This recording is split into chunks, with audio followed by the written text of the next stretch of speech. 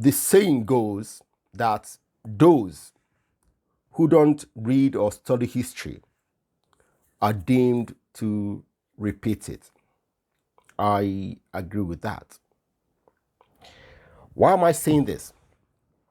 Today, I want to talk about something I've been observing for a long time now, but in recent weeks, I've seen it more and more online with young Africans, and especially now, a few more of young Nigerians online. They're always talking about revolution, revolution, revolution. Last week, the events happening in Nepal, I've seen a few videos made by young Nigerians, not necessarily saying that they must do the same thing, but they were leaning towards that if this Nigerian government doesn't change, that they might be tempted to do what Napoleon youths just did, to oust their prime minister. Okay, it sounds good, but I would say this. It's a dumb idea. Yes, I say that. It's a dumb idea. In human history, there have been a lot of small revolutions, but the big ones, let me just read some of them to you, okay? Of the big ones in history. The English Revolution, English Civil War of 1642 to 1651. That was the struggle against parliament and monarchy that led to the execution of Charles I. Okay? They beheaded their monarchy. That was successful. The American Revolution of 1775 to 1783, that resulted independence of the 13 colonies that formed the United States of America. It was successful. The French Revolution of 1789 to 1799. Well, it was successful, but it elevated Napoleon to power. And what happened after that? We know the Napoleon Wars in Europe. The Haitian Revolution of 1791 to 1804, that ousted the French and gave the Asian slaves freedom. That's good. But Haiti to today, I know people say this happened, that, okay. The Latin American War of Independence, 1808 to 1825. Series of uprisings across South America against Spanish and Portuguese rule that led to the independence of those countries. Okay? Relatively successful. Yes. Okay. The Russian Revolution of 1917, that the Bolshevik overthrow of the Tsars, okay, that resulted to the creation of the Soviet Union. What happened? Okay. The Chinese Communist Revolution, 1929 to 1949. That resulted the communist government. What happened? See, the Russian Revolution and the Chinese Revolution, the things that happened after, millions of people died. Not only for the revolution. Let's leave the revolution. The aftermath, up to 100 million people perished. The Cuban Revolution of 1953 to 1959. Till today, Cuba is still where it is. Yes, I know a lot of stories about United States, blah, blah, blah. Okay. Lastly, the Iranian Revolution of 1978 to 1979. What happened? Till today, are the Iranians free? Okay, now, I just reeled out some of the popular revolutions in human history, and we see how it goes. You cannot determine the eventual results. Why did I say revolution in Africa is dumb? Because the dynamics of African societies doesn't tell me a revolution will result in what the young people who are idealistic think it will result to. The fractures in our societies will envelop the revolution, and it will not go well. One, it will be long drawn. So many people will perish. And at the end of the day, the things the young people say they want will not result. How do I know? Well, let's take the Nepal issue. Today, Nepal is still struggling. The youths are still angry. But how did they get to where they are today? They got there because they did a revolution. The Maoist insurgency of 1996 to 2006. The young people joined because they wanted equality, jobs, and a better life. Have they got that? No. You see, violence destroys. It doesn't build.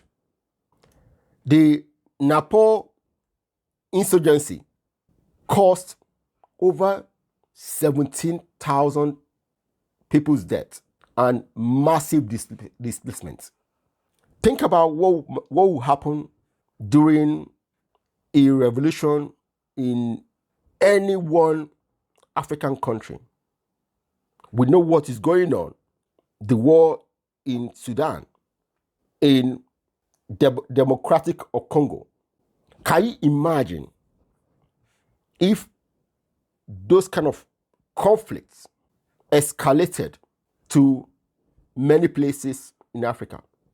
Can you imagine what will happen when that happens? Violence is not the way. Secondly, revolutions without economic foundation will collapse. I will say this, maybe is a thing that has been holding Haiti back. Yes, we can see all manner of the people who are strangling that little island. But if you look in, There are so many other things. Without economic foundation, you cannot survive. You cannot come out and give the people what they really want. You see, replacing elites doesn't automatically change things, because without having built a solid foundation, the people who replace the elites we see come from the same place. Most times, they enter and they do worse things than those people that were expelled. It has happened all through our countries in Africa. That is why, for me, for example, I don't support any military governments. Because if you look at the history of military governments in Africa, you can see, hey, they have not done anything different because they come from the same place. Now, one thing is this: revolution in Africa will cause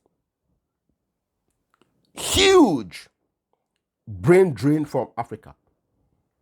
The people, the countries we need to help the country be rebuild will automatically run to more stable places. And most likely, they will not return. Brain drain.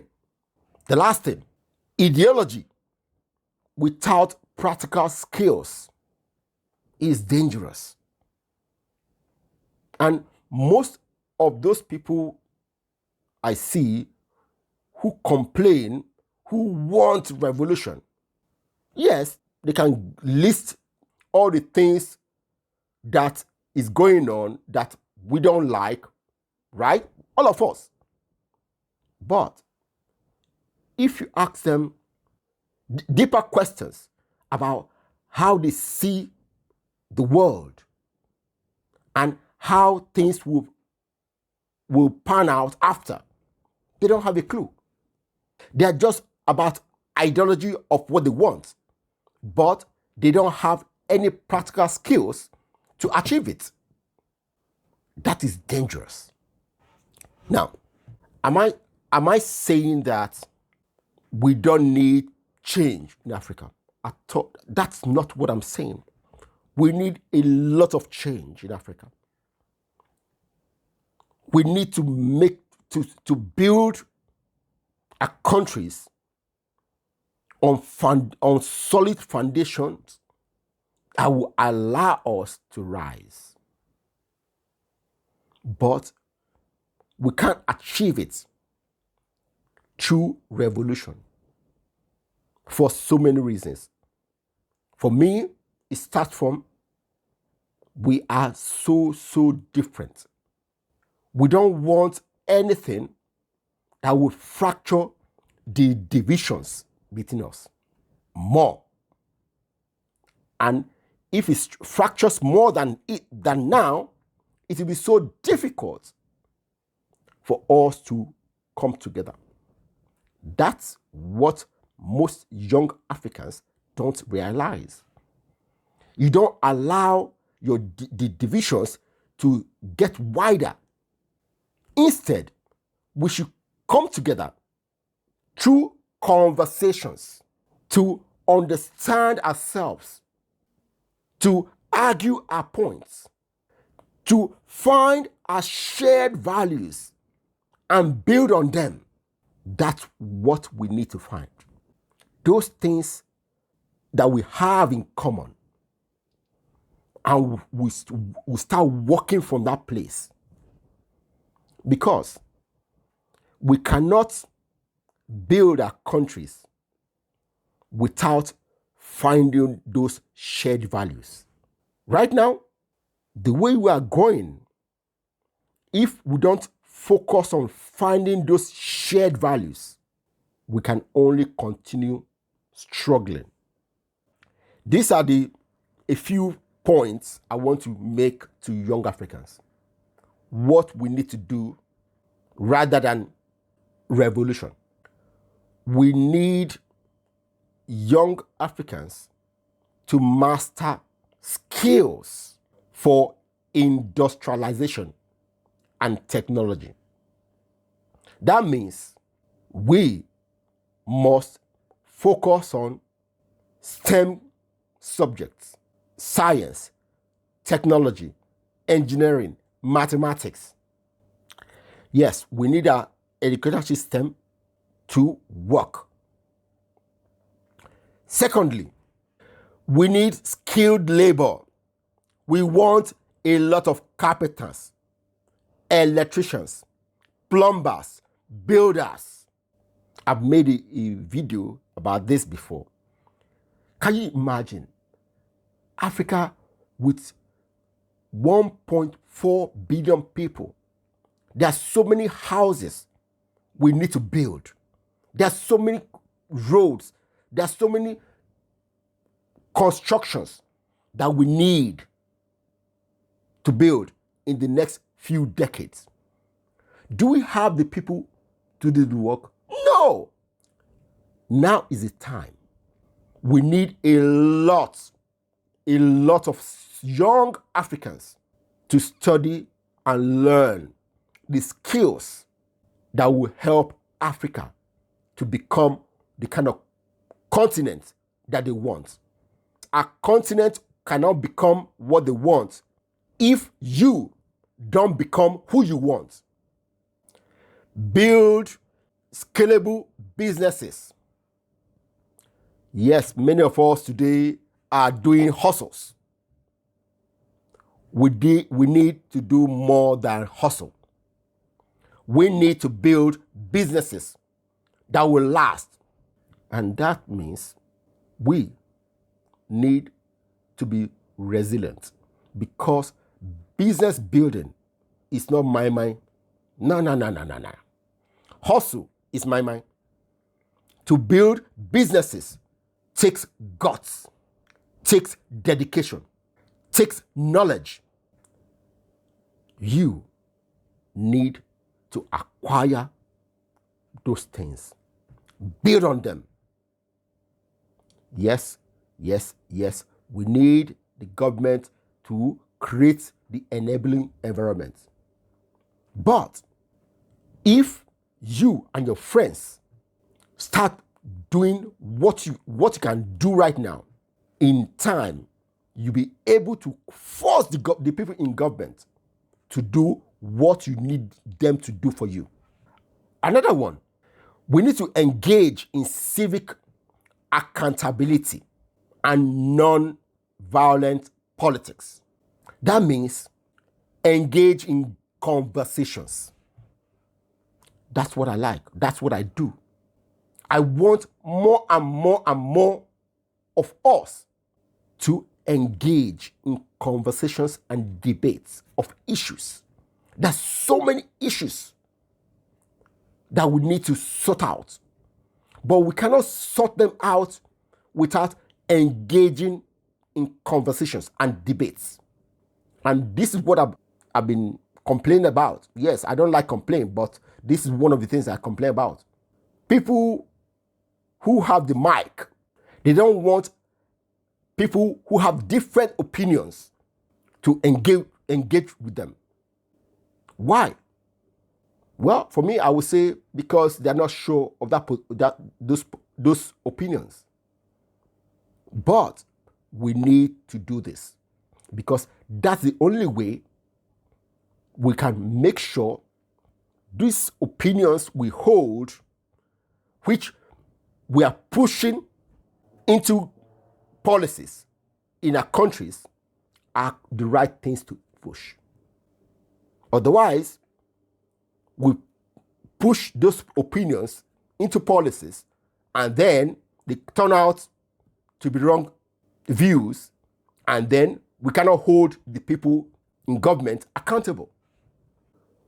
Another one, we need to leverage global networks while we build locally. Yes. You see, in this era, social media has allowed each of us from different places to connect. So this is what I'm doing. This is what we need to do to connect and to build that network. But most importantly, we need to build those kind of networks with people who mostly live around us.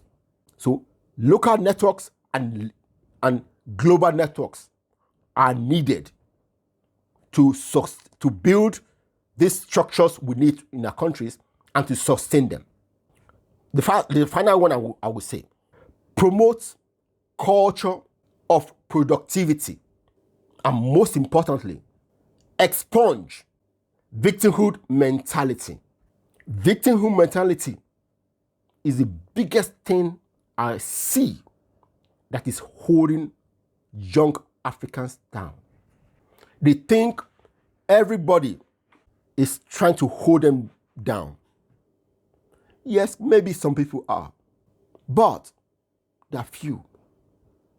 And if you are determined to do what you want to do, nobody can hold you down. And the truth of the matter is this: nobody in the world has achieved anything meaningful without being held by people who don't want them to do those things. Nobody. The people who have suffered the most hatred and discrimination are the people who have succeeded the most. Yes. Let us stop blaming colonialism and slavery for our own underdevelopment. I will tell you, at no time will Africa be totally free. No. No country in the world, including the United States, Europe, China, Russia, is totally free. That's what geopolitics is about. The drag from other countries, other powers, is constant. Yes, because we are at the bottom, it feels those drags are stronger against us. Yes. That's why we need to build the muscles until we're strong enough to stand up. And that means you. So, for me, the bottom line is this: no, revolution is not the way. Young Africans need to build skills, businesses, accountability networks, and the productivity culture. This is the only way we can lift our countries up, not by copying the failed actions of Nepal. If you enjoyed this video, please give it a thumbs up and tell me if you agree or disagree with me. All right? Take care.